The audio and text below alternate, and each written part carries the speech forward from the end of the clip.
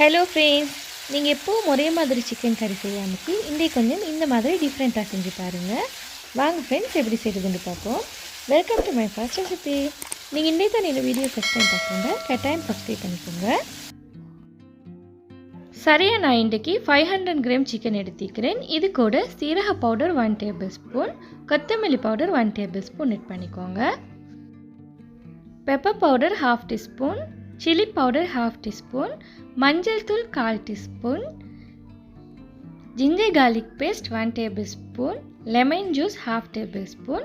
இதில் தேவையான அளவு சால்ட் ஆட் பண்ணிவிட்டு நல்லா மிக்ஸ் பண்ணி விட்டுக்கோங்க. நீங்கள் சில்லி பவுடரும் பெப்பர் பவுடரும் ஆட் பண்ண கொள்ளக்கி உங்களோட காரத்துக்கு ஏற்ற மாதிரி ஆட் பண்ணிக்கோங்க.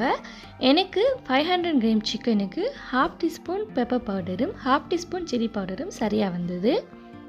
இப்போ நம்ம ஸ்டவ்வை மீடியம் ஃப்ளேமில் வச்சுட்டு இதில் 6 டேபிள் ஸ்பூன் ஆயில் ஆட் பண்ணிக்கோங்க. ஆயில் ஹீட் ஆனதுக்கப்புறமா இதில் கொஞ்சம் கருவேப்பிலை ஆட் பண்ணிக்கலாம். கருவேப்பிலை பொரிய கொள்ளைக்கு 1 மீடியம் சைஸ் ஒனியனை ஸ்லைஸாக கட் பண்ணி வச்சுருக்கிறேன். இதையும் ஆட் பண்ணிட்டு கொஞ்சம் வதக்கி விட்டுக்கோங்க.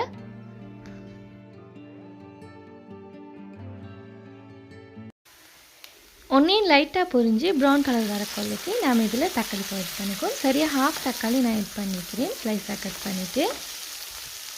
தக்காளிக்கும் கொஞ்சம் லைட்டாக வதங்கி வர கொள்ளைக்கு நம்ம மிக்ஸ் பண்ணி வச்சுருந்து சிக்கனை இதில் ஆட் பண்ணிட்டு கொஞ்சம் நல்லா பரட்டி விட்டுக்கோங்க எல்லா சைடும்.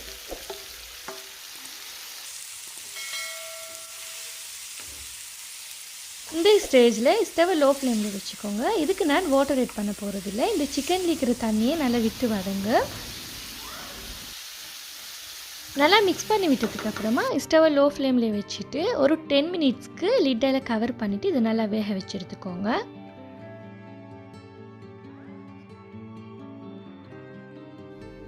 பாருங்கள் ஃப்ரெண்ட்ஸ், 10 மினிட்ஸ்க்கு அப்புறமா நான் இதை ஓப்பன் பண்ணி பார்க்குறேன். சிக்கனில் இருக்கிற தண்ணியெல்லாம் வேறையாக வந்து நல்லா சிக்கன் லைட்டாக வெந்து வந்திருக்கு. நீங்கள் இந்த ஸ்டேஜ்லேயும் நல்லா மிக்ஸ் பண்ணி விட்டுட்டு இதை அப்படியே மறுபடியும் லிட்டால் கவர் பண்ணிவிட்டு ஒரு 20 மினிட்ஸ்க்கு நல்லா வேக வச்சு எடுத்துக்கோங்க. 10 மினிட்ஸ்க்கு ஒருக்க மாதிரி சிக்கனை நல்லா மிக்ஸ் பண்ணி விட்டு நல்லா வேக வச்சு எடுத்துக்கோங்க. இதெல்லாம் வேகிறதுக்கு சரியாக 30 மினிட்ஸ் இருந்தாலே போதும். நல்லா ஸ்டவ்வை லோ ஃப்ளேமில் வச்சுட்டு வேக வச்சு எடுத்துக்கோங்க. அப்போ தான் சிக்கன் நல்லா வெந்து தீயாமைக்கு வரும். பாருங்கள் ஃப்ரெண்ட்ஸ், சிக்கன் நல்லா சரியாக வெந்து வந்திருக்கு. நான் சரியாக 30 மினிட்ஸ்க்கு வேக வச்சு எடுத்துருந்தேன். இது வந்து நல்ல மசாலாவோட மிக்ஸ் ஆகி நல்லா சூப்பராக வந்திருக்கு. இது சாப்பிட்றதுக்கு அந்த அளவுக்கு நல்ல டேஸ்ட்டாகவும் இருந்துச்சு ஃப்ரெண்ட்ஸ். நீங்களும் ட்ரை பண்ணி பாருங்கள், நல்ல டேஸ்ட்டாகவே வரும்.